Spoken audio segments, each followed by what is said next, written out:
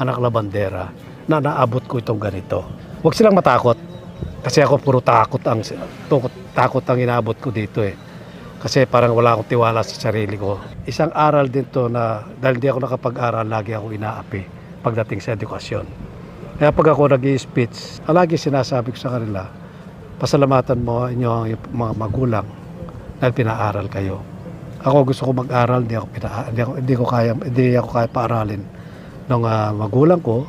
Nagdalawa kami magkapatid, siya muna pinaaral ko. Ako namasukan ako para paaralin ko yung nakakatandang kapatid ko. Pinatapos ko muna. Kaya natigil ako sa pag-aaral. Palakpakan natin nga yung mga magulang na nagpapaaral sa inyo. At huwag niyong pababayaan na sisikat ang araw at lulubog sa maghapon na wala kayong nalaman.